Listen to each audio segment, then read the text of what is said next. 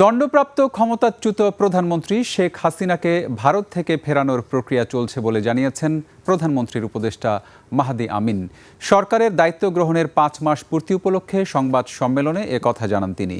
এ সময় জনগণের বাক স্বাধীনতা ও মানবাধিকার নিশ্চিত করা, আইন প্রণয়ন, নারী ও শিশু নির্যাতনের বিচার দ্রুত করা সহ শিক্ষা স্বাস্থ্য খাতে সরকারের পদক্ষেপ তুলে ধরেন প্রধানমন্ত্রীর উপদেষ্টা।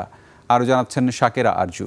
সংখ্যাগরিষ্ঠ সদস্যের চলতি বছরের 12ই ফেব্রুয়ারি ত্রয়োদশ জাতীয় সংসদ নির্বাচনে বিপুল সংখ্যাগরিষ্ঠতা নিয়ে নির্বাচিত হয় বিএনপি। এরপর 17ই ফেব্রুয়ারি দায়িত্ব গ্রহণের মাধ্যমে প্রধানমন্ত্রী তারেক রহমানের নেতৃত্বে বিএনপি সরকার নতুন মেয়াদের কার্যক্রম শুরু করে। সরকারের প্রধানমন্ত্রী পদের কর্তব্য সেই ধারাবাহিকতায় সরকারের 5 মাস পূর্তি উপলক্ষে এই সংবাদ সম্মেলনের আয়োজন করা হয়।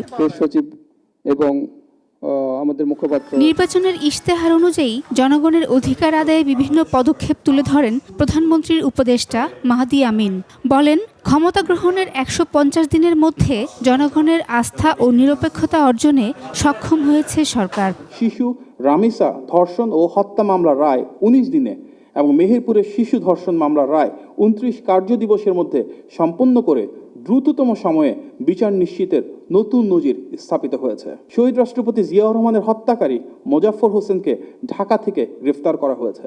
ক্ষমতাচ্যুত সাবেক প্রধানমন্ত্রী শেখ হাসিনাকে ফেরানোর বিষয়টি প্রক্রিয়াধীন আছে বলেও জানান মাহদি আমিন।